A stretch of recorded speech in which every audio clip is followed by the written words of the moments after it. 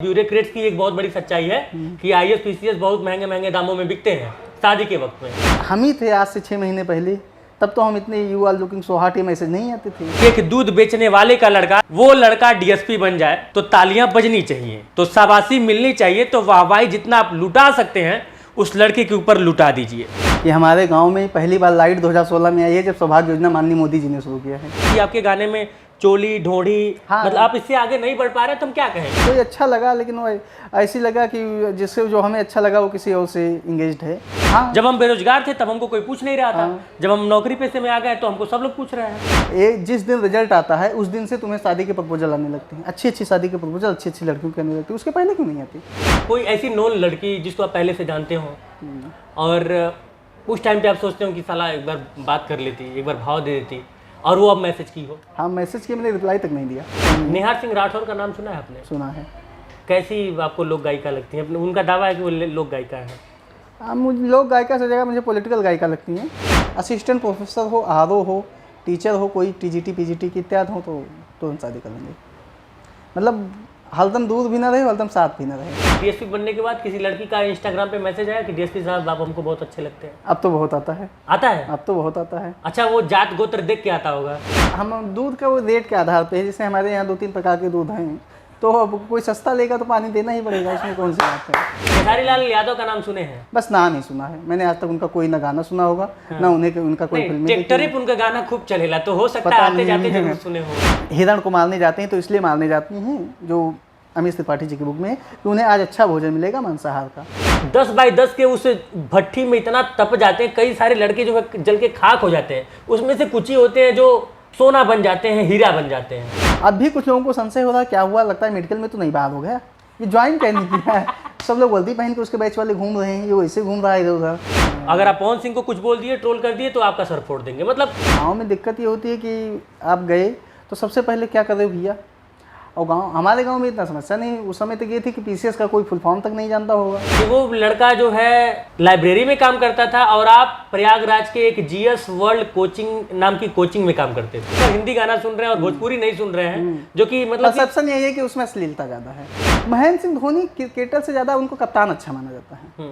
उनको खिलाड़ी के तौर पर उनके अगर खुद का परफॉर्मेंस देखा जाए तो बहुत अच्छा नहीं है। छक्के किसके सबसे बढ़िया पसंद है आपको? अब मैसेज कम से कम मुझे 100 मैसेज आए होंगे, 100 तो ऑलमोस्ट आए होंगे, गिनती तो नहीं किया होगा, वो ज़्यादा ही लड़कियों ने प्रपोज कर दिया। और पहले देखना पड़ता था कि कोई देख लो, हम भी हैं। अभी हमें ना कोई ऐसा डिमांड है हमारी, और ना हमें कोई ऐसा अभी ऑफर है, तो हम कैसे बता सकते हैं। शादी अब नौकरी करेगी, अब सनी पांडे नहीं करेंगे। वो समाज भी तो वही ढूंढता है, हम ही बेरोजगार होते कौन शादी करने वाला। और कुछ लोग मजाक भी उड़ाते थे कि कौन कर पाया है। एक पहली बार जैसे मेरा इंटरव्यू से बाहर हो गई तो भी खूब मजाक बना कि देखो कहे थे नहीं हो पाएंगे, फर्जी गए, पैसे खराब किए अब तक। उत्तर प्रदेश का 2 ऐसा जिला जिसमें बलरामपुर और श्रावस्ती, ये 2 ऐसे जिले हैं जिनको शैक्षणिक दृष्टिकोण से पिछड़ा हुआ माना जाता है। और ऐसे में कोई ऐसा गांव जहां पर कभी किसी ने सरकारी नौकरी न किया हो, मतलब एक छोटी सी जो सरकारी नौकरी है वो भी न किया हो, और उसके बाद से फिर उस ऐसे गांव से एक लड़का जो है, जो कि एक दूध बेचने वाले का लड़का, या फिर यूं कह ले कि खुद भी दूध बेचता था, वो लड़का डीएसपी बन जाए तो तालियां बजनी चाहिए, तो शाबाशी मिलनी चाहिए, तो वाहवाही जितना आप लुटा सकते हैं उस लड़के के ऊपर लुटा दीजिए। नमस्कार, पत्रकार चाय वाला का ये खास पॉडकास्ट देख रहे हैं आप, और मेरे साथ दूध वाला, पूर्व दूध वाला और वर्तमान डीएसपी सनी पांडे हैं। क्या हाल है सनी भैया? बढ़िया है। ठीक है। सबसे पहले तो आपका स्वागत है पहली बार हमारे इस पॉडकास्ट में। धन्यवाद। परिचय मेरा ठीक ठाक था, मतलब कि जो आपका एक मोटा एक संघर्ष रहा, बलरामपुर के एक गांव से आप निकल कर आते हैं, वो ऐसा गांव जहाँ पे मतलब सब कुछ एकदम पिछड़ा सा, मतलब मुझे लगता है कि सड़कें आज भी जो है अपने पिछड़ेपन की गवाही देती होंगी, और शैक्षणिक व्यवस्था प्राइमरी स्कूलों की या फिर सरकारी स्कूलों की कितनी बढ़िया है। हालांकि आप ब्यूरोक्रेट्स में आ गए तो इस पर मैं आपकी टिप्पणी नहीं लूँगा, थोड़ा सा बाउंडेशन रहता है आप लोगों के ऊपर, लेकिन मैं जानना चाहता हूँ वो संघर्ष का वो दौर, संघर्ष की वो कहानी मैं जानना चाहता हूँ। अब पिछड़ेपन की हद ये थी कि अगर बहुत छोटी सी एग्जांपल नहीं, कि हमारे गांव में पहली बार लाइट 2016 में आई है, जब सौभाग्य योजना माननीय मोदी जी ने शुरू किया है। अच्छा। उसके पहले 2016 पहले हमारे गांव में लाइट तक नहीं थी। मतलब वो बलरामपुर का इतना पिछड़ा क्षेत्र है। मतलब 2016 तक लाइट नहीं थी जब हम लोग 4G 5G इंटरनेट चला रहे थे। हाँ, तो हमारे गांव में तब तक लाइट नहीं थी। क्या बात है। ये तो माननीय मोदी जब सौभाग्य योजना शुरू की है उसके अंतर्गत हमारे गांव में पहली बार विद्युतीकरण हुआ है। मतलब कि 14 में प्रधानमंत्री बने और 16 में जो है जब ये एक सौभाग्य योजना नाम योजना आई जहाँ पे गांव तक बिजली के खंभे को तार को पहुंचाना था, उसमें आपके गांव पे लाइट पहुंची। हाँ, पहली बार विद्युत। मोबाइल कैसे चार्ज होता था तब? वो होता ये था कि ज्यादातर लोगों के पास ट्रैक्टर था, तो ट्रैक्टर से वो। अच्छा देखिए, एक यहाँ पे कंट्राडिक्शन है। ट्रैक्टर नहीं हुआ करता है, हम लोग के वहाँ ट्रैक्टर हुआ करता है।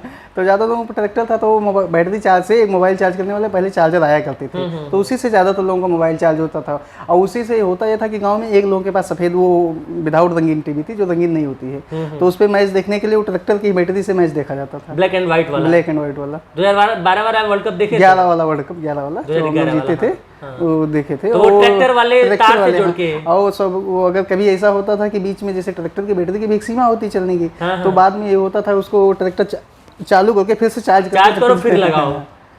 मतलब जुगाड़ू विधि हम लोग उसको कहते थे, जिससे हम और आप भी गुजरे हैं।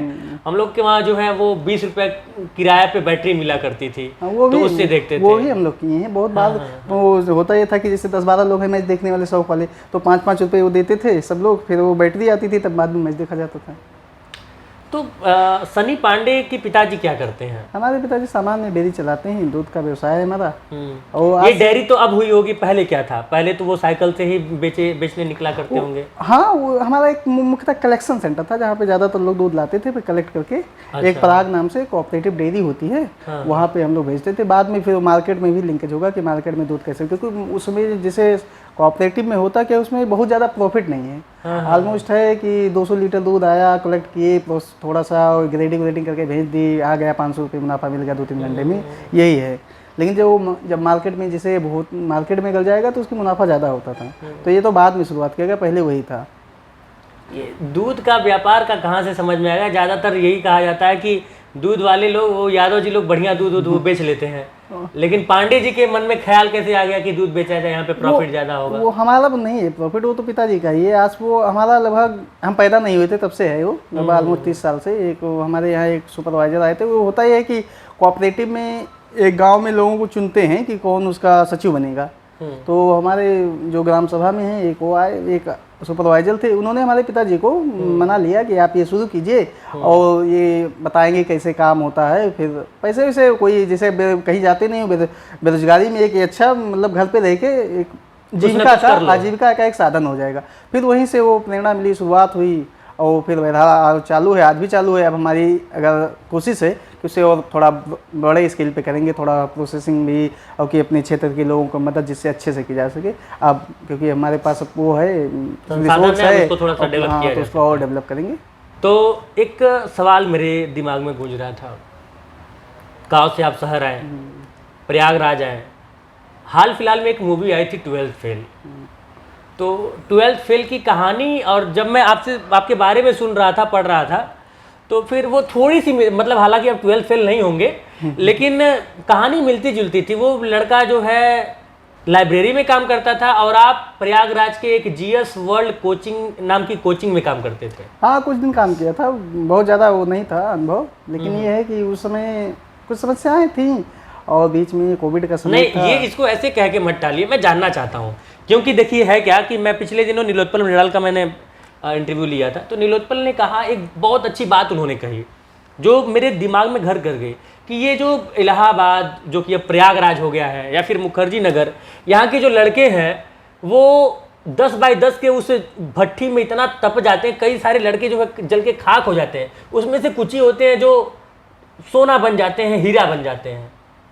तो वो ऐसे ही वाला संघर्ष था या फिर कैसा संघर्ष था, उसके बारे में थोड़ा संघर्ष ये, जिसे हम 17 में मैंने तैयारी शुरू की, अगर उससे पहले की अगर बात करें कि अगर पूरी अपनी पढ़ाई यात्रा की करें, जैसे हम प्राइमरी स्कूल में पढ़े हुए, सामान्य जो ये सरकारी स्कूल होते हैं जो बोधे और टाट पे बैठते हैं, उसी प्रकार से हमने पढ़ाई की, एक अच्छा 8 तक ऑलमोस्ट। जो जूनियर हाई स्कूल होते हैं उसमें भी आप तो व्यवस्थाएं हो गए हैं फर्नीचर की, पहले होता तो सब बोधे पे बैठते थे, और अगर कुछ अगर व्यवस्थाएं होती हैं तो पहले अच्छे अगड़े जिलों में होती है, बलरामपुर जैसे जिलों में, वहाँ पर तो अब बहरहाल अब सारे तरह के स्कूल में हो गए हैं। तो वहाँ से फिर उसके बाद मैंने 9th से लेके 8 के बाद हमारे आसपास कोई कॉलेज नहीं था कि हम कहाँ पढ़ें, क्योंकि वो बलरामपुर जैसे अब तो कॉलेज बन गए हैं, तो हमें उतरौला अपने यहाँ से लगभग 18 किलोमीटर हमारे घर से है वो। 18 किलोमीटर। यम उस्मानी इंटर कॉलेज, वो भी बहुत अच्छा कॉलेज है। नहीं, हम गए थे, भारतीय नाम का एक कॉलेज है, उसमें एडमिशन लेने, और शायद 10 जुलाई की बात है, 10 जुलाई 2009, जब 9th में हम एडमिशन लेने गए थे, तो उसमें हो नहीं पाया, हम यम उस्मानी मिली है। बात यह है कि वो अल्पसंख्यक संस्था वाला स्कूल है,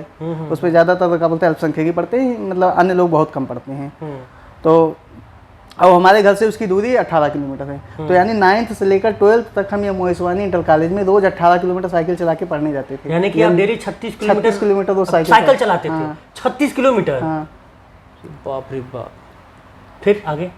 फिर वहाँ से पढ़ाई हुई मेरी 12th तक। उसके बाद अपने ही ज़िले में एक हमारा ML के PG कॉलेज है, वहाँ से मैंने ग्रेजुएशन किया। उसके बाद जब पहली बार हम तत्कालीन इलाहाबाद, जिसे प्रयागराज कहते हैं, यहाँ आए GS रोड में, मैंने एडमिशन लिया। अब उस समय हम इतने नादान थे कि जैसे होता यह है कि बच्चे थोड़ा वो पैसे कम करा लेते हैं, देख लेते हैं कि किस कोचिंग में। मैंने केवल एक दिन का डेमो क्लास लिया। उस दिन शायद मणिकांत सर पढ़ा रहे थे, और मेरी इंटरेस्ट, मैं न्यूज़पेपर बहुत पढ़ता था पहले। अच्छा। न्यूज़पेपर पढ़ने में मेरी बहुत इंटरेस्ट थी, क्योंकि क्रिकेट और स्पोर्ट्स से हमारा लगाव। लास्ट वाला पन्ना खेल जाकर तो उससे पढ़ते पढ़ते फिर वो पूरा न्यूज़पेपर पढ़ना, क्योंकि और बहुत ज़्यादा शुरुआत खेल जागरण से हुआ। हाँ, शुरुआत तो खेल से, खेल कूद वाला जो सेक्शन। जैसे शुरुआत न्यूज़पेपर पढ़ने की क्रिकेट से हुई, क्योंकि वो स्पोर्ट वाला पेज पढ़ना होता था। बाद में पूरा न्यूज़पेपर पढ़ने लगे, तो ये इसका इंटरेस्ट तो था देश विदेश की खबरों में। फिर पहली बार जो हमारे यहाँ पे एक हमारे मित्र हैं, उनके द्वारा आए थे, वो यहाँ KPUC में रहते थे, तो उन्हीं के द्वारा यहाँ आए थे। पहली बार यहाँ डेमो क्लास ली, मणिकांत सर पढ़ा रहे थे, मतलब एक दिन का क्लास। GS वर्ल्ड में? हाँ, GS वर्ल्ड में एडमिशन लिया। हम GS वर्ल्ड में ही पढ़े हैं, अन्यथा मेरे कोई अन्य इंस्टीट्यूट से बहुत ज़्यादा संबंध नहीं रहा है। कहीं एक जगह टेस्ट सीरीज केवल लिखे थे कुछ दिन के लिए, अन्यथा कोई संबंध नहीं। सब जो भी पढ़ाई है मेरी GS वर्ल्ड से ही है। तो मणिकांत सर का मेरा पहला डेमो क्लास था। उस दिन वो इतना इंटरेस्टिंग पढ़ाए कि वैसे तो हमें गए थे हम हिस्ट्री पढ़ने, लेकिन वो मणिकांत सर इतना इंटरलिंकेज पढ़ाते थे कि कभी वो वर्ल्ड हिस्ट्री को पॉलिटी से रिलेट करना, पॉलिटी को ज्योग्राफी से रिलेट करना, कि वहाँ की ज्योग्राफी क्यों थी, कि जादू था उनके अंदर। मैंने कई लोगों से उनका नाम, मणिकांत सर का नाम सुना है जी। तो 3 घंटे मैंने ये पहले एक दिन क्लास किया, मुझे बहुत अच्छा लगा। फिर मैंने GS वर्ल्ड में एडमिशन ले लिया, और फिर यहाँ मैंने अपनी GS की तैयारी की। और उसके बाद 18 में पहली बार परीक्षा दी, प्रीलिम्स हो गया, मेंस हो गया, फाइनली बहरहाल इंटरव्यू के बाद बाहर हो गई। फिर 19 का मेंस नहीं हो पाया, ऐसे चलता रहा। फिर बीच में कोविड आ गया, कुछ पारिवारिक ट्रेजेडी भी हो गई इस संदर्भ में, फिर थोड़ा भटक भी गए, और अन्यथा 23 में हो गया। भटक गए मतलब प्यार हो गया था? प्यार नहीं, वो नहीं था, कोविड का वो समझते हैं कि कैसे ट्रेजेडी थी, तो कोई परिवार का खो भी गया। अच्छा, मतलब तो उस संदर्भ में थोड़ी पढ़ाई हो जाती है। तो 21 वाला इसलिए ख़राब हो गया, फिर 22 में इंटरव्यू दिया, 23 में हो गए। 23 में हो गया। 12 फेल देखे हैं ना आपने? फिल्में हमारा देखने का बहुत ज़्यादा। 12 फेल आपने देखी? मैंने नहीं, केवल पढ़ी है। भी नहीं देखी मैंने केवल पढ़ी है, वो उसके बारे में एक चीज़ की गारंटी दे रहा हूँ, मतलब ऐसे ही मेरा ये पता नहीं क्यों हो रहा है कि मैं आपसे ये बात बोलूँ। अगर आप 12 फेल देखेंगे तो पहली बात की पूरा फिल्म देखते देखते आप रोएंगे जरूर। 2-3 जगह पे आप भावुक हो जाएंगे, और कुछ जगहों पे आपको लगेगा कि साला हमारी कहानी चल रही है। हाँ, हो सकता है, लेकिन मैंने केवल उसके बारे में सुनी है। और जो न्यूज़पेपर में जैसे वो रिव्यू टाइप का आता है, वो पढ़े हैं। इसके अलावा हमें फिल्में देखने का शौक नहीं। अगर मेरी शौक की बात की जाए तो पहला एक तो कि स्पोर्ट्स में है, पॉडकास्ट देखना, इंटरव्यू देखना, इन सब चीज़ों में मेरा बहुत शौक। अच्छी अच्छी पत्रिकाएं पढ़ना, इसमें बहुत शौक है। मतलब ज़्यादातर बातूनी लोग बातें करें और मैं उसको ऑब्जर्व करूं। मुझे ये सब पॉडकास्ट तो मेरा ऐसा है कि मैं सोते हुए रोज पॉडकास्ट ही देखना हूँ, वैसे देखते देखते ही सो जाता हूँ। क्या बात है।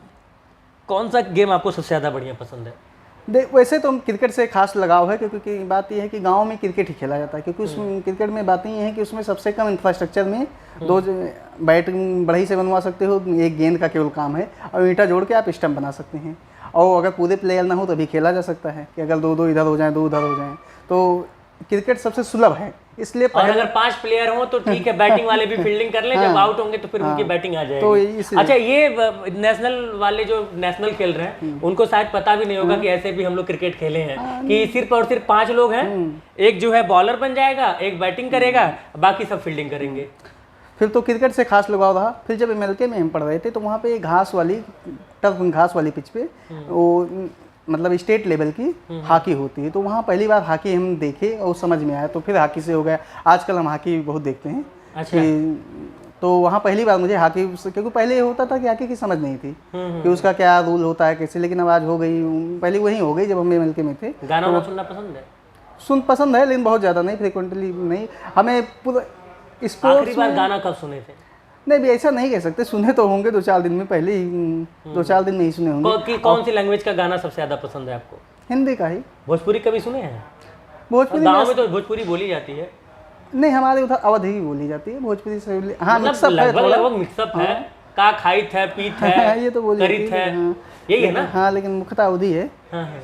भोजपुरी में आजकल ये जो सामान्य ट्रेंड है अश्लीलता का, इसलिए अब जो लोग हैं भोजपुरी कम भी पसंद खेसारी लाल यादव का नाम सुने हैं? बस नाम ही सुना है मैंने, आज तक उनका कोई ना गाना सुना होगा ना उनका कोई फिल्म। टेक्टरिप उनका गाना खूब चलेला, तो हो सकता है आते जाते जरूर सुने हो। हाँ, गाना सैया अरब गई लेना फलान डेकानी आपके कानों में जरूर गया। ज्यादातर गाना हमने सुना है बस की यात्रा करते हुए। अच्छा।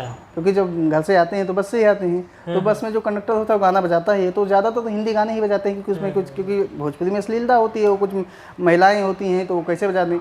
तो ज़्यादातर मैंने जो अपने जीवन के गाने सुने हो ज़्यादातर बस में बैठ के ही सुने होंगे, कि बस से यात्रा करते हैं। हाँ, सुना है। और वो ठीक ठाक भी गाना गाते हैं, लेकिन ज़्यादातर मतलब कि वो भी कभी कभी आ जाते हैं, ट्रैक से भटक जाते हैं। हाँ, हो सकता है। हम इसके गाना मैंने सुना नहीं तो उसके बाद बता नहीं। उनका मैंने अभी एक पॉडकास्ट आया था उनके शुभांकर जी के पास, तो वही सुने थे, तब से कुछ ज़्यादा जान पाए थे। प्लस जब चुनाव में वो वहाँ से लड़ रहे थे, तो पॉलिटिक्स में मेरा खास रुचि है, उसको बहुत फॉलो करता हूँ।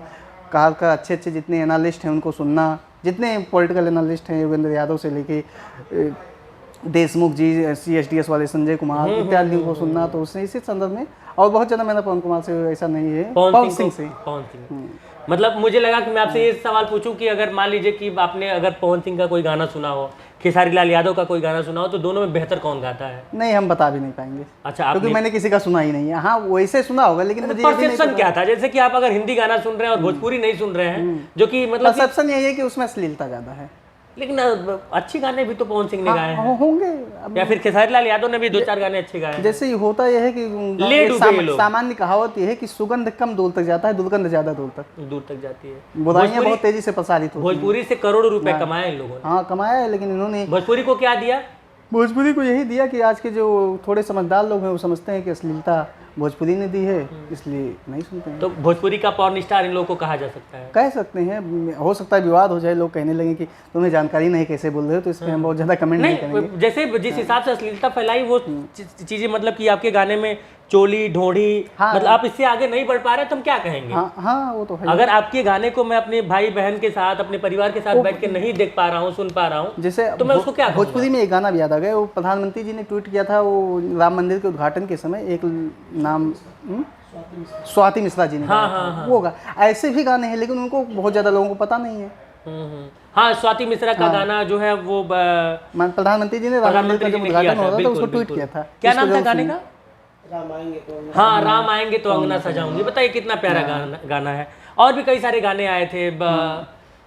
तो सब मिला जुला के अगर हम मतलब कि इस बात को इंक्लूड करें कि पवन और खेसारी योगदान ना के बराबर है और भोजपुरी को कलंक देने में ज़्यादा भूमिका है। ये बात मैंने कई बार जो है मैं और मुझ सहित तमाम पत्रकारों ने इसके संदर्भ में एक और है, एक द स्ट्राइक नाम से यूट्यूब चैनल है, वो थोड़ा भोजपुरी के अंदर सुधार के प्रति केंद्रित है। उसका मैंने 1-2 वो देखा था, क्रिटिसाइज करते हैं। हाँ, क्रिटिसाइज करने, और उसने 1-2 दिखाया कि कैसे भोजपुरी को इन लोगों ने मतलब बहुत ज़्यादा अश्लीलता फैला के, और जो भोजपुरी के जितनी अच्छी मीठी बोली है उसको कैसे इन लोगों ने दूषित कर दिया है। तो उसने बहुत अच्छे कंटेंट बनाए हैं, मैंने यूट्यूब पे देखा। अभी रिसेंटली शारदा सिन्हा जी का देहांत हुआ।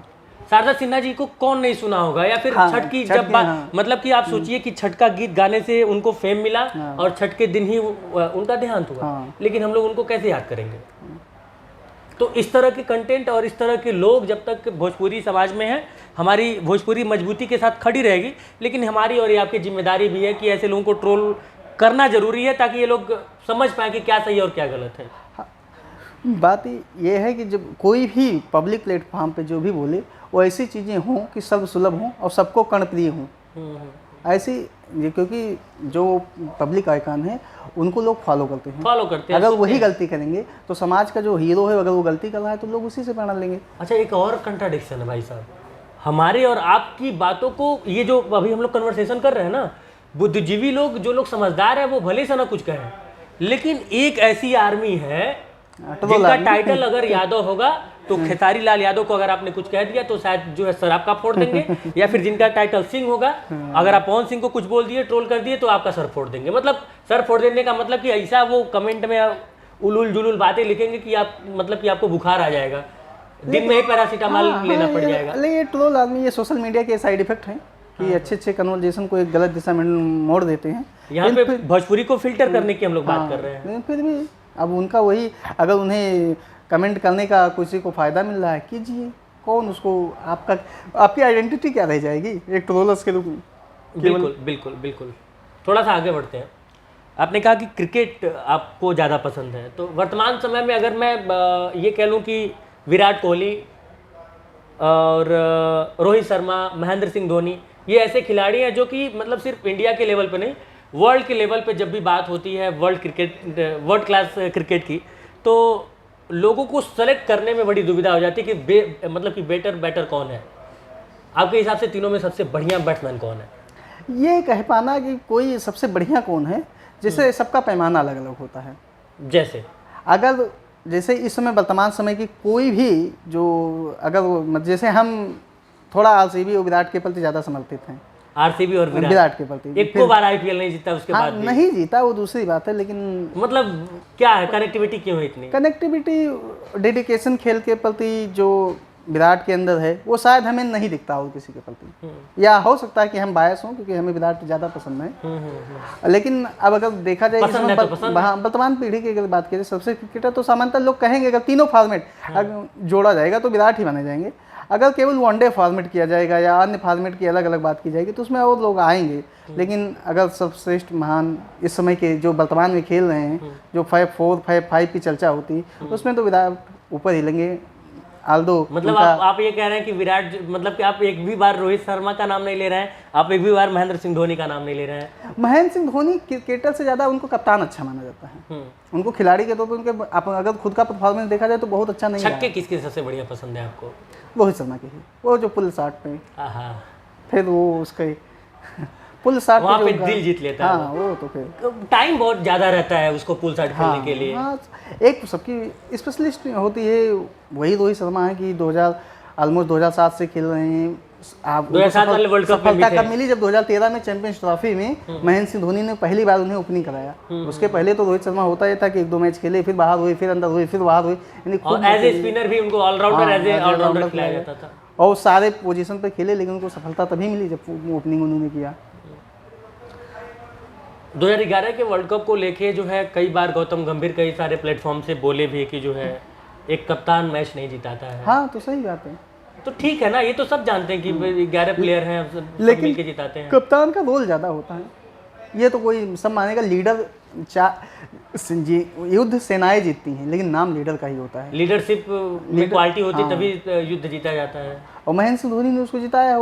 कोई भी कहेगा तो जैसे जब कहा 1983 का वर्ल्ड कप याद आएगा तो कपिल देव का नाम याद आएगा, 2011 का याद आएगा तो महेंद्र सिंह धोनी का याद आएगा। इस बात ये प्रदर्शन तो उन्हीं का अच्छा था। अगर मैन ऑफ द टूर्नामेंट तो युवराज सिंह बने थे, बिल्कुल।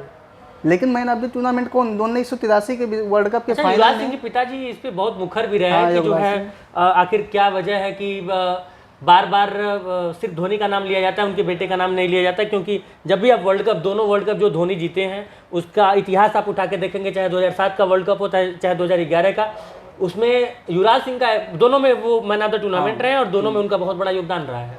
हाँ, तो उनका गुस्सा कितना जायज लगता है आपको?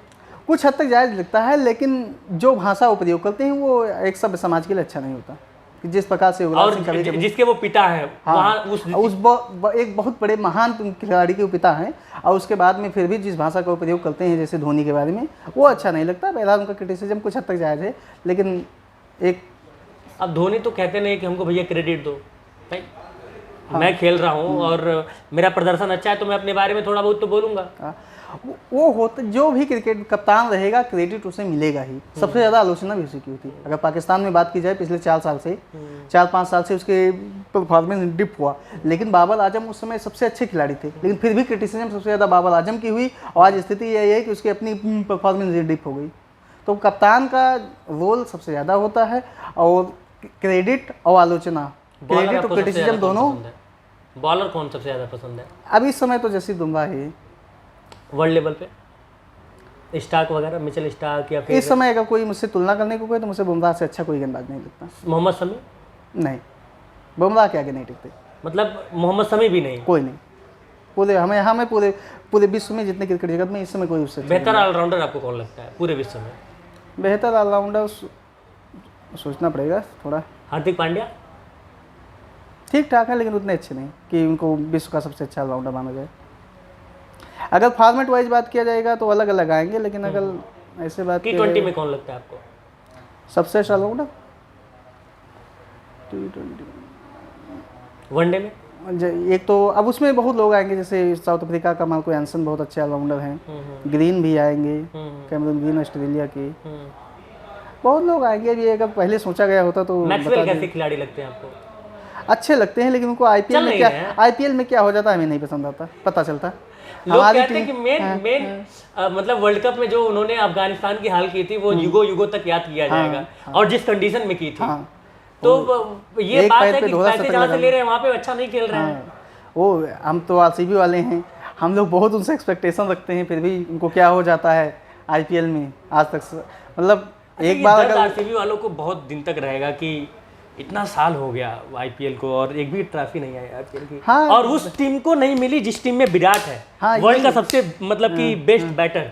ये 2016 का जो आईपीएल था, उसके बाद फिर जिसमें उस समय जो विराट का फॉर्म था, 974 रन एक फॉर्मेट में बनाना, 4 शतक लगाना, उसके बाद फिर ऑलमोस्ट जो है ऑरेंज कैप उनके पास रहती है, लेकिन फिर भी ना जीत पाना होता है। इसीलिए क्रिकेट जो टीम गेम एक प्लेयर नहीं जिता सकता। एक प्लेयर बहुत अच्छा है लेकिन नहीं होगा। यहाँ पे जो है गौतम गंभीर वाली बात सही हो गई कि टीम जिताती है। हाँ, टीम मैनेजमेंट क्या करती है उनकी, कैसे प्लेयर चूज करती है। अच्छे अच्छे प्लेयर को अगर देखा जाए, बहुत अच्छे अच्छे जो खिलाड़ी होते हैं उन्हें रिलीज कर देती हूँ। बाद में जब दूसरी टीम में जाते हैं तो पता। अब डीएसपी साहब की बैटिंग कैसी है? बहुत अच्छा नहीं खेलते हैं, लेकिन अब खेलने का समय ही नहीं मिलता। छोटे थे तब अच्छे से खेलते थे, गांव में हमारे पिच थी तो खेलते थे। प्रयागराज आ गए, बैटिंग करते थे, बॉलिंग करते थे? गांव में सब कुछ करते हैं, बैटिंग भी कर लेते हैं लोग, बॉलिंग भी कर लेते हैं, ऐसी कोई बात नहीं है कि। अच्छा, एक टर्म आता ढलैया मारत बाइक के हटावा होता था? होता, गाँव में होता है। तो आप कैसा मतलब बॉलिंग कर लेते हैं? कभी कभी हाँ, कुछ लोग कहते थे कि थोड़ा करता है, लेकिन जर्क मारता है। हाँ, थोड़ा जर्क मारता है, लेकिन वो कुछ लोग एक्सेप्ट कर लेते हैं। और कुछ लोग, खेल इतना इमोशन से जुड़ा होता है कि किसी प्रकार से जीतना है, किसी प्रकार जीतना है। उस जीतने में कुछ भी हम लोग करने लगते हैं। अच्छा, टूर्नामेंट हम लोग खेलने जाते थे तो जैसे 2 गेंद फेंक लिया और वो अगर बाउंड्री वाउंड्री लग गई, तीसरी गेंद जर्क आ गई, उसके बाद फिर ऑब्जेक्शन जब आता था तो फिर ठीक है चेक करवा लो। और जब चेक करवाने गए तो फिर जो है नॉर्मल बॉलिंग अपनी। यही हो जाता है। यूपीएससी की तैयारी कैसे हुई और कितना टफ था वो? अभी यूपीएससी यूपीपीसीएस की तैयारी में दोनों शुरू से ही वो की थी। और ये क्लियर तो फंडा जब से हम पढ़ना शुरू किए तब से था कि हमें सिविल सर्विसेज की तैयारी करनी है। और हमारे पिताजी का सपना था वही करना था, मुझे अन्य क्षेत्र में जाना नहीं था। फिर जब तैयारी हुई, आए यहाँ कोचिंग किया, थोड़े भटके, मतलब मैंने ऐसी ऐसी किताबें पढ़ी जो नहीं पढ़नी चाहिए थी। सिविल सर्विसेज के क्षेत्र में उनका कोई योगदान नहीं है, बहुत ज़्यादा हमारे पास गाइडेंस था नहीं। उस समय तक हम एक केवल कीपैड वाली मोबाइल यूज करते थे, तो बहुत ज़्यादा ये ऑनलाइन कंटेंट भी नहीं था कि देख पाएँ। थी कुछ और मतलब नहीं हुआ, केवल पढ़ाई के अलावा नहीं हुआ। कुछ तो हुआ होगा कहीं पे। हाँ, वो ऐसा कह सकते, क्रश जरूर रहा होगा, लेकिन प्यार नहीं हुआ। किसी कोई अच्छा लगा होगा, नहीं हो पाई, ये नहीं कह सकते। बातचीत कोई अच्छा लगा, लेकिन वो ऐसी लगा कि जिससे जो हमें अच्छा लगा वो किसी और से इंगेज्ड है, तो इसलिए ऐसी कोई बातें नहीं, हम कह ही नहीं पाए किसी से। दिल टूट गया जुड़ने से पहले? टूट नहीं गया, लेकिन ये है कि ये कह सकते हैं कि जब जुड़ा ही नहीं तो टूटेगा कैसे।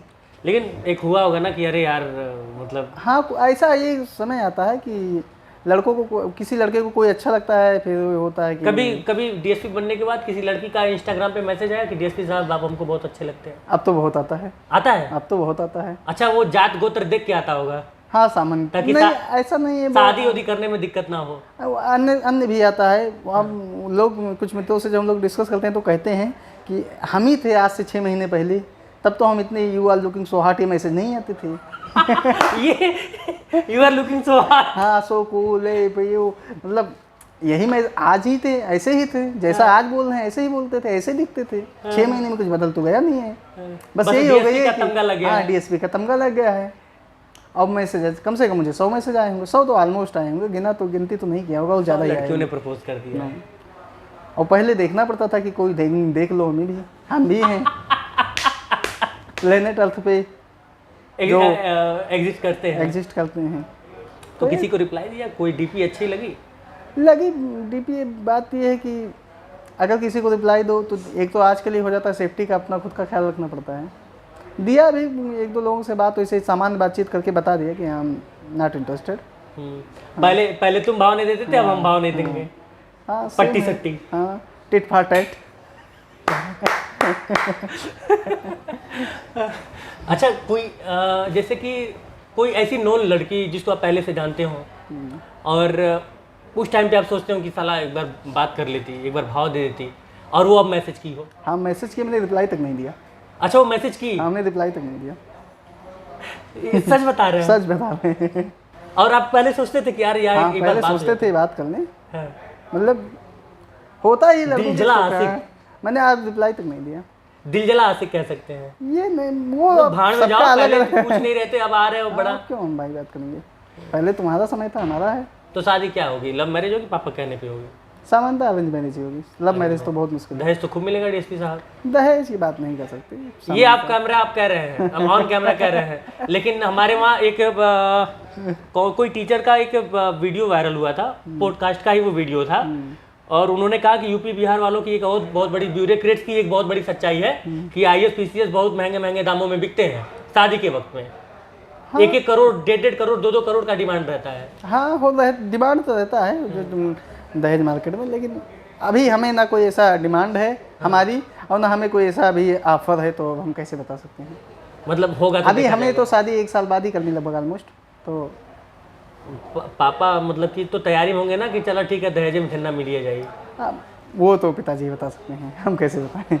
एक बातचीत तो होगी ना कि कुछ आइडिया लगता हाँ, होगा। वो हाँ, बातचीत तो होती है, लेकिन ये है कि इस संदर्भ में जैसे अभी तक ये है कि मेरा आईएएस का मींस का रिजल्ट भी आने वाला है, तो अभी कोई शादी वादी का प्रपोजल आता है तो हम लोग कह देते हैं थोड़ा वेट कर रहे हैं, भी हमारा आईएएस का रिजल्ट आने वाला, अगर हो जाएगा तो उसके अनुसार देखेंगे शादी, फिर अगर नहीं होगा तो शादी तो करना ही है। मतलब शादी अब नौकरी करेगी, अब सनी पांडे नहीं करेंगे। वो समाज भी तो वही ढूंढता है, हम ही बेरोजगार होते कौन शादी करने वाला था? समाज भी तो यहाँ पे लड़के बेचारे ट्रोल हो जाते हैं, यहाँ पे तो लड़के बेचारे बन जाते हैं। हाँ। जब हम बेरोजगार थे तब हमको कोई पूछ नहीं रहा था, जब हम नौकरी पेशे में आ गए तो हमको सब लोग पूछ रहे हैं। ये इसी दहेज तो उकसा तो आप ही रहे हैं ना। दहेज की बात क्यों होती है? जिस दिन रिजल्ट आता है उस दिन से तुम्हें शादी के प्रपोजल आने लगते हैं, अच्छी अच्छी शादी के प्रपोजल अच्छी अच्छी लड़कियों के आने लगती है, उसके पहले क्यों नहीं आती? हम ही थे, जितनी मेरी आज विशिष्टता है उतनी आज से 6 महीने पहले थी, तब भी आने चाहिए थे ऐसे प्रपोजल। डीएसपी बनने के बाद घूस लेंगे। मेरी जो कोशिश है कि हम बहुत ईमानदारी से कार्य करेंगे, अब आगे क्या होगा कुछ साल बाद फिर मिलेगा तो बताएंगे। ये सवाल मैंने क्यों पूछा? मैं लगभग 3 साल से पत्रकारिता कर रहा हूँ और पता नहीं क्यों मेरी ब्यूरोक्रेट से बन नहीं पाती है। हाँ, उसके पीछे रीज़न ये रहता है कि जो है अग्रेसिव पत्रकारिता होती है और चीज़ें जो है अच्छा, दुख इस बात का होता है, मैं अपने दिल पे मत लीजिएगा दुख इस बात का होता है कि जिस गरीबी को देखकर और जिससे लड़ते हुए हम और आप जैसे मिडिल क्लास फैमिली या फिर लोअर मिडिल क्लास फैमिली के लोग जो है तैयारी करने आते हैं, संघर्ष करके जो है, और तमाम उन चीज़ों से लड़ते हुए, सिस्टम से लड़ते हुए, जो सिस्टम आज भी वैसे के वैसा है जैसा आज से 75 साल या फिर 50 साल या फिर 40 साल या फिर 20 साल पहले था, लड़ते हुए किसी तरह से वहाँ से निकल के जब हम खुद उस पद पे जाते हैं तो हम भूल जाते हैं अपने संघर्षों को। ऐसे मैंने सबकी बात नहीं कर रहा हूँ, लेकिन ज़्यादातर लोगों को मैंने भूलते देखा है। हाँ, हो जाता है बात। वो सामान्य कहावत है कि व्यक्ति जिस क्षेत्र में आता है उसी की बुराई, जिस स्ट्रेटम से ऊपर आता है उस स्ट्रेटम की क्रिटिसिज्म करने लगता है। और पहले जैसे होता है कि सामान्य कैटेगरी क्या है कि कोई जब पहले लीडर बनता है, अब किसी व्यक्तिगत ये नहीं है, तो पहले वो जितने लीडर को जो मिल रहे होंगे, नेताओं को जो मिल रहे होंगे सुख सुविधाएं, उन्हीं का विरोध करता है, और बाद में जब वहाँ पहुँच जाता है तो खुद ले सकता है, वही लेने लगता है और उससे ज़्यादा लेने लगता है। हमारे वर्तमान दिल्ली के मुख्यमंत्री जी सेम, एक जब वो उनकी क्या भाषाएं थी जब वो इंडिया अगेंस्ट करप्शन चला रहे थे और आम आदमी पार्टी बनाने और सरकार बनाने के बाद क्या हो गई, तो सामान्यतः होता यही है। लेकिन कुछ लोग ऐसे भी कैडर मिल जाएगा, दिक्कत हो जाएगी। नहीं, हमें दिल्ली अब कैडर, ये रियलिटी है जो है, इसमें हम पॉलिटिकल बात नहीं करें। ऐसे भी कुछ ऑफिसर हैं अशोक खेमका हैं या और भी कुछ हैं, जैसे हमारे यहाँ के प्रभाकर चौधरी हैं, सिंप्लिसिटी जिनकी बहुत है। और कुछ लोग ऐसे हैं जो इनको लगता है जैसे सत्ता नशा हो जाती है जिनको। एक बड़ा आम सा सवाल आता है, ये जैसे आम जो आदमी होता है जब वो पुलिस स्टेशन जाता है तो उसकी बड़ी सारी उम्मीदें रहती हैं, और कई बार जो है, मैं इसलिए ये सवाल आपसे पूछ रहा हूँ क्योंकि आपको भी अब उस चेयर को संभालना है, तो भगवान करे यूपीएससी क्लियर हो जाए और आप आईएएस बने। लेकिन एक बात कह रहा हूँ, अभी आप उस पद पे हैं इसलिए मैं कह रहा हूँ आपसे, तो यशो साहब से कई बार यशो साहब नहीं सुनते, या फिर यशो साहब ट्रीट ऐसे करते हैं जैसे कि जो एप्लीकेशन लेके आया है वही अपराधी है, चलो बैठो, ऐसे वैसे ज़्यादातर। बहुत सारे अच्छे भी मेरे दोस्त भी कई सारे हैं जो अच्छा काम कर रहे हैं, मैं जिनको जानता हूँ बहुत अच्छे से, लेकिन ज़्यादातर समानता ये एक परंपरा बन चुकी है कि आपको रूडली ही बात करना है। तो उससे क्या होता है कि जनता का और पुलिस का करेक्शन बढ़िया, बॉन्ड बढ़िया नहीं हो पाता है। इस पर क्यों नहीं कुछ काम करना चाहिए? जैसे बात यह है कि भारत में पुलिस सुधार नहीं हुआ है पुलिस में, और यशो का जो पावर है वो अंतर होता यह है कि ज़्यादातर एसओ कौन बनता है वो डायरेक्ट होता नहीं है। ज़्यादातर या तो वो कांस्टेबल से प्रमोट होकर एसओ तक जाते सब इंस्पेक्टर हैं या सब इंस्पेक्टर प्रमोट होकर जाते हैं। तब तक वो पुलिस जीवन में रह ली होते हैं ऑलमोस्ट 10 से 20 साल की उनकी नौकरी हो चुकी होती है। और पुलिस की नौकरी इतनी बर्डन वाली होती है, वो एक तो पुलिस की कमी है, उसके बाद मेंटली ग्रोथ कर नहीं पाते, मेंटली वो इतने, एक तो कुछ जैसे हो जाता है कि रूटीनल हो जाता है, हो जाता है, उनको लगता है ये सब रोज होता रहता है, हैबिचुअल हो जाते हैं। तो इस संदर्भ में वो और ज़्यादातर लोग कुछ पैसे और थाना अध्यक्ष को चाहिए प्रॉपर ट्रेनिंग, हाँ proper how to deal with public. हाँ, जैसे बहुत से ऐसे होते हैं जिनको ह्यूमन राइट इत्यादि चीज़ें की पता ही नहीं होती है। एक हमारे भी हम मिले हैं एक एसओ से, उन साहब से हम पूछ रहे थे ऐसी बातें, तो उन्होंने कहा ह्यूमन राइट देख के हम लोग काम नहीं कर पाएंगे। उनका कहने का आशय ये था कि अगर हम ह्यूमन राइट की बात करें या सोचें कि इनके जो मानवीय गरिमा है इसको बचाते हुए हम अपना कार्य करें तो हम कर ही नहीं पाएंगे। तो ऐसे भी सोच वाले व्यक्ति हैं। तो अब इसमें है सबसे ज़्यादा इम्पोर्टेंस ये है कि पुलिस में एक तो रिफॉर्म की बहुत आवश्यकता है कि हम उनको कैसे मॉडर्नाइज करें और पुलिस कैसे अत्याधुनिक बनाने के साथ साथ उनके जो टाइम इंटरवल है और प्लस उनकी मेंटल वो प्लस ह्यूमन राइट वायलेशन पे इत्यादि चीज़ों पे थोड़ा हमें जागरूक करने के साथ साथ उन्हें और एक्सपर्टीज भी दें। कि हमारे यहाँ पुलिस में एक्सपर्टीज की बहुत कमी है। वो आज से 20 साल पहले जिससे काम करते थे आज भी वैसे काम करते हैं। वो होता है कि एसओ साहब बैठे होते हैं, आराम से कोई गया, पहले उसको इतना तेज डांट के बोलेंगे कि लगेगा कि वो जो मतलब अगर पीड़ित भी है तो एसओ साहब से बात नहीं कर पाता है, वो दूर बैठा हुआ एसओ साहब बैठे हुए हैं कुर्सी पे, वो जमीन पे बैठा हुआ है। मैं इसीलिए आपसे सवाल किया। सन्नी पांडे को खाने में सबसे बढ़िया क्या लगता है? मतलब खाना हम तो वैसे शाकाहारी व्यक्ति हैं, पूर्णतः विशुद्ध शाकाहारी। जैसे दाल चावल और चोखा से कितना गहरा संबंध है? अब ये तो प्रयागराज वालों का सबसे है। प्रयागराज में जो रहा है वो दाल चावल चोखा से उसका बहुत ज़्यादा संबंध होता है, क्योंकि होता यह है कि बनाना हम ही लोगों को होता है। जो छात्र जीवन में होता है खुद बनाना है तो कितनी चीज़ें बना सकते हो। सुबह होगा दाल चावल बनेगा या दाल चावल, कभी कभी चोखा भी बनेगा घर से, और शाम को रोटी सब्जी बनेगी। सामान्य ये रोज का रूटीन यही है। तो चोखा में भरुआ मिर्चा पड़ता था? पड़ता है, ये जो खाते हैं उनको पड़ता है, हमें नहीं पसंद तो हम नहीं खाते। अच्छा, आप नहीं अचार वगैरह नहीं खाते? अच्छा, एक और सवाल पूछ ही लेता हूँ। जब आप दूध बेचते थे पानी वानी थोड़ा बहुत मिलाते थे? ईमानदारी से बताइएगा। देखिए आप कोई सब माफ़ है। वो हम दूध का वो रेट के आधार पे है। जैसे हमारे यहाँ 2-3 प्रकार के दूध हैं, तो अब कोई सस्ता लेगा तो पानी देना ही पड़ेगा, इसमें कौन सी बात है। भाई मैं लिख के दे रहा हूँ कि हिंदुस्तान को, उत्तर प्रदेश को एक ईमानदार अधिकारी मिल चुका है। हम जानते हैं, बता देते हैं। हमारे डेयरी पे क्योंकि अगर रेट है, रेट के अनुसार नहीं देगा तो पानी ही मिलेगा। हाँ, आपको प्योर चाहिए तो ये वाला रेट लो। उसमें पता है, वो सब जानते हैं कि अगर वो 50 रुपये लीटर, जैसे हमारे यहाँ दूध की खरीद होती है ऑलमोस्ट 40 रुपये लीटर जो हम खरीदते हैं। अगर 50 रुपये लीटर हमसे लोगे तो उसमें शुद्ध दूध जितना हम जैसे इलेक्ट्रोमीटर और एनालाइजर मशीन दो होती है, उससे हम चेक करते हैं दूध की इसमें कितना पानी है इत्यादि। उस अनुसार हम उसको थोड़ा ग्रेडिंग कर देंगे कि किसमें कम पानी वाला है, ज़्यादा पानी वाला, क्योंकि ज़्यादातर जो हमारे यहाँ लाते हैं वो भी कुछ मिला के लाते हैं। तो उनको भी हमें टाइट करना पड़ता है कि सही से दूध लाओ। तो उस संदर्भ में और फिर जो बिक्री होता है इसी अनुसार होता है कि वो किस रेट पे जाएगा। अगर कोई अच्छा रेट वाला है तो उसमें नहीं मिलाते वो, और जिनसे मिलाते हैं वो जानते हैं कि इसमें पानी है। ऐसा कुछ नहीं कि हम बताएं कि इसमें पानी नहीं है, पानी है। हालांकि खाद्यान्न विभाग इतना गड़बड़ हो चुका है कि आजकल आप किसी होटल में जाएं खाना खाने या फिर कुछ भी आप खा रहे हो, इवन घर पे लाके जो चीज़ें भी बना के खा रहे हो, पनीर वनीर, तो आप दावा नहीं कर सकते हो कि आपको पनीर में प्रोटीन मिलेगा। आपको पनीर में ज़्यादातर पाउडर भी मिलेगा। पाउडर मिलता है, अरारोट मिलता है, बहुत चीज़ें आजकल मिक्सअप होती हैं। दूध में भी खूब मिक्सअप होती हैं, डिटर्जेंट से लेकर अन्य तक। हाँ, वो एक वाइट केमिकल आता है, उसका भी दूध बनाते हुए पकड़े गए हैं। इत्यादि चीज़ें होती वो सब कैंसर के कारक है। हैं, लेकिन अब होता है दूध और में। ज़्यादातर लोग उसी दूध का मिठाइयाँ ये जो छेने उन्हें बनते हैं मिठाइयाँ, इसमें होता ही नहीं दूध, ये अरारोट मिलाया गया है या कुछ और मिलाया गया है। तो खाने के पदार्थ में बहुत मिलावट है। और हमारा ये फूड सेफ्टी विभाग पता नहीं कहाँ गायब रहता है, इसी चीज़ में पढ़ ही नहीं पा रहा है। साहित्य में रुचि रही है आपको? हाँ रही है, पढ़ा सबसे है। ज़्यादा कौन लेखक प्रभावित किया? ऐसे ये नहीं कह सकते कि मतलब कोई ऐसी किताब जो आपको बहुत अच्छी लगी हो पढ़ के? इस समय मैं अमीश त्रिपाठी की बुक पढ़ रहा हूँ। अमीश त्रिपाठी जी की, जी उनकी बहुत अच्छी जो लेखक। सीता सीरीज, राम सीरीज, जैसे राम और सीता है, एक शंकर सीरीज है, तो भी वो राम सीरीज वाला बुक पढ़ रहा हूँ उनकी। हालांकि वो थोड़ा सा अजम्पशन ज़्यादा रहता हाँ, है। एजम्पशन ज़्यादा रहता है, उन्होंने खूब कल्पनाएं खूब की हैं, अच्छी लगती हैं पढ़ने में। अभी इसको पढ़ रहा हूँ, बहुत अच्छा लगा है। लेकिन हमारे यहाँ दिक्कत ये होता है कि कुछ दिन बाद इस तरह की काल्पनिक किताबें जो है, लोग उसको एकदम प्योर मान के जो उस पर दावा ठोकने लगते हैं। हाँ, पहली बात पढ़े तो हमारी भी कुछ मान्यताएं हिल डुल गई। जैसे उसमें लिखा रहे, जैसे शायद राम सीरीज में हम पढ़ रहे थे, राम श्री राम वाली किताब पे, तो उसमें था एक जगह कि जैसे हम लोग मानते हैं कि श्री राम मांसाहारी नहीं होंगे, भगवान श्री राम मांसाहारी नहीं होंगे, लेकिन उसमें है कि वो जब वो हिरण को मारने जाते हैं तो इसलिए मारने जाते हैं, जो अमीश त्रिपाठी जी की बुक में है, कि उन्हें आज अच्छा भोजन मिलेगा मांसाहार का। तो ऐसी कुछ कल्पनाएं उस बुक में लिखी हैं, जो जब पढ़ो तो उसमें अंदर से झकझोलती है कि ऐसा नहीं होगा। लेकिन ये है कि वो फिक्शन सीरीज है, कुछ भी लिखा हो सब अच्छा लगता है, माफ़ है।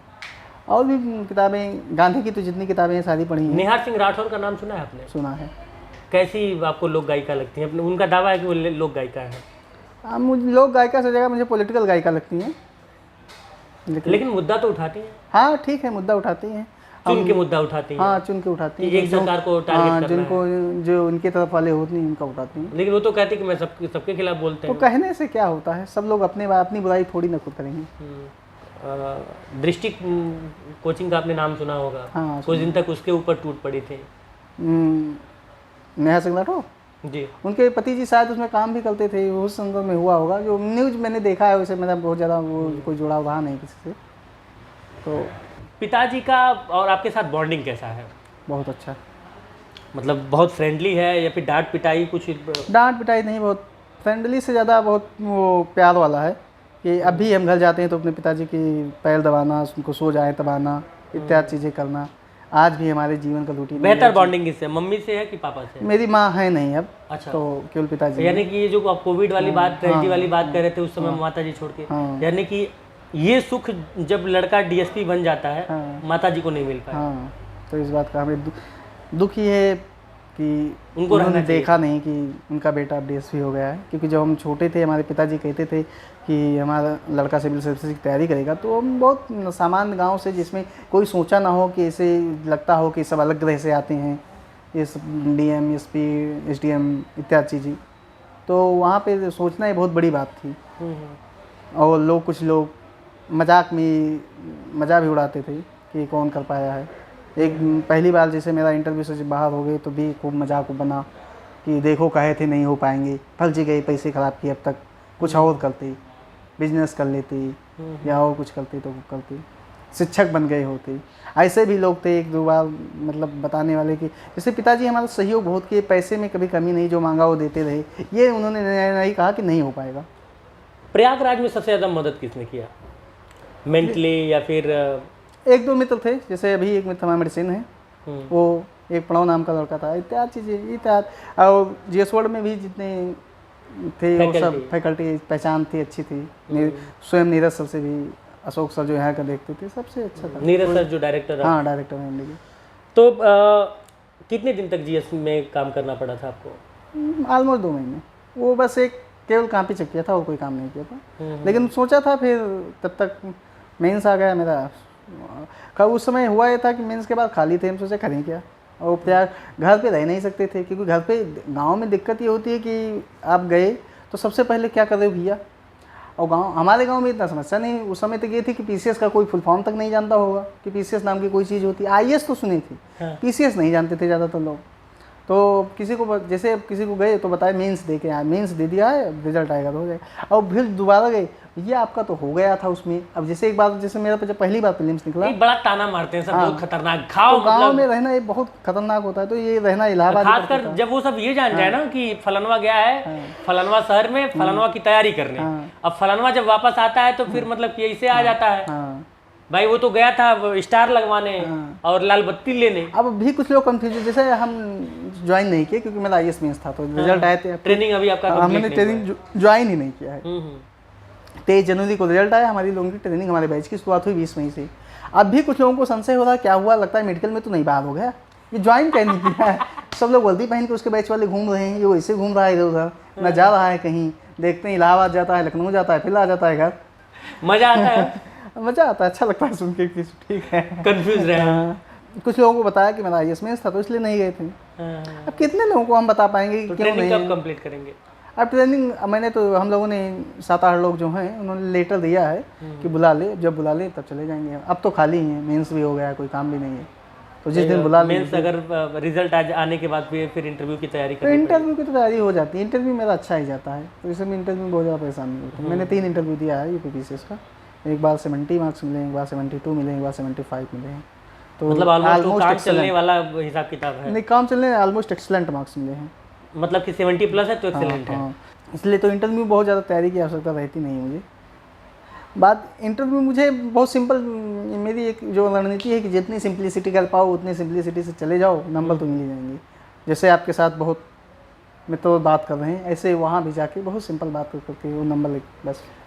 इन्हीं चीज़ों से वो लोग अट्रैक्ट भी होते हैं, मतलब कि हाँ कितना अच्छा इंटरव्यू में ऑलमोस्ट होता क्या, ये जो तैयारी करने वाले बच्चे हैं एक हवा बना दिया गया, अरे यार इंटरव्यूओं में सब छट जाते हैं, लेकिन एक्चुअल में वो देख रहे होते हैं कि आपको पब्लिक सर्वेंट बनना है, पब्लिक डीलिंग आ रही कि नहीं आ रही है, आपका इंटरेक्शन कैसा है, आप कितना बढ़िया बातचीत कर पा रहे हैं, कोऑर्डिनेट कितना बढ़िया कर पा रहे हैं, आप बातों को समझ कितना बढ़िया पा रहे हैं, यही सारी चीज़ें शायद लोग देखते होंगे। पहली बार जब इंटरव्यू जैसे होता यही, इंटरव्यू के बारे में बताते हैं वो हैं जो इंटरव्यू कभी दिए नहीं है, तो कुछ भी बता देते हैं, कितने बटन हैं किसे। अच्छा, हमने इंटरव्यू के बारे में एक चीज़ और सुना है, इसको थोड़ा क्लियर कीजिए। सब पूछ लेते हैं क्या कि शर्ट में कितने बटन है जो पहने हो, अब कितने सीढ़ी चढ़ के आए हो? हमने 3 इंटरव्यू दिया है और हमारे बहुत से मित्र हैं जिन्होंने खूब इंटरव्यू दिया है। आज तक मैंने किसी के मुँह से ये नहीं सुना कि उन्होंने पूछा हो कि कितने बटन हैं, कितनी सीढ़ी चढ़ के आए, इत्यादि चीज़ें मैंने सुनी। हाँ, हुआ होगा किसी से, एक व्यक्ति से कभी किसी ने पूछ लिया होगा और वो कहावत बन गया है। और कहावत बन गई। इंटरव्यू होता क्या है, एक सामान्यता होता है, एक औपचारिक बातचीत, बहुत एक औपचारिक बहस चढ़े ढंग। शादी के लिए कैसी लड़की ढूंढ रहे हैं? शादी के लिए लड़की सामान्य सोच रहे हैं कि कोई अगर जॉब वाली होगी तो उससे शादी करेंगे, लेकिन वो 24 घंटे की जॉब वाली ना हो, असिस्टेंट प्रोफेसर हो, RO हो, टीचर हो, कोई TGT PGT की इत्यादि हो तो तुरंत शादी कर लेंगे। मतलब हरदम दूर भी ना रहे, हरदम साथ भी ना रहे। मतलब हाउसवाइफ नहीं चाहिए क्योंकि सर पे चढ़ी रहेगी। अच्छा, ये बात आप भी लगभग अंदाजा लगा लिए हैं कि DSP चाहे हम भले से हो जाए लेकिन नाचना पड़ेगा उंगलियों पर ऑलमोस्ट।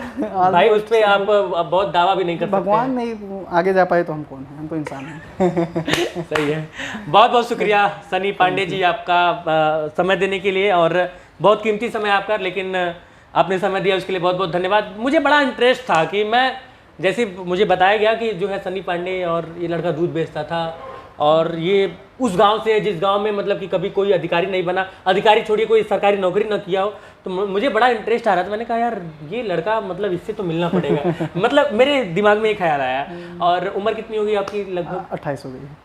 मतलब आप मुझसे लगभग 1-1.5 साल छोटे हैं। क्या बात है। अब घर वाले, खैर मेरा कभी इंटरेस्ट नहीं रहा है कि मैं कोई नौकरी की तलाश में इधर उधर पढ़ाई करूं, लेकिन आप लोग ताना मार सकते हैं कि हाँ देखा वो लड़का तुमसे छोट बा और DSP हो गई बा, तू वहीं ले घूमत फिरत बड़ा, पत्रकारिता करत बड़ा, पॉडकास्टिंग कर उनका करत बड़ा। अरे सामान बात यह है कि एक बार हम भी पत्रकारिता का भूत हमारे ऊपर ही सवाल हुआ था। अच्छा। और मैंने IIMC का फॉर्म भी भरा, एग्जाम भी दिया, ऑल इंडिया 6th रैंक भी आई। अरे वाह। लेकिन मैंने IIMC में एडमिशन नहीं लिया, मेरे अच्छा पिताजी किया। लेने नहीं दिए। अच्छा किया कहाँ माइक लेके घूमते रहोगे। नहीं, बहुत अच्छा किया। हालांकि मेरा शुरू से ही, मैं बाई चॉइस पत्रकार हूँ, मेरा शुरू से ही इंटरेस्ट था कि मुझे जो है माइक पकड़ना है और ये सारी चीज़ें करनी है। तो एक बार फिर से बहुत बहुत शुक्रिया, बहुत बहुत धन्यवाद बातचीत करने के लिए।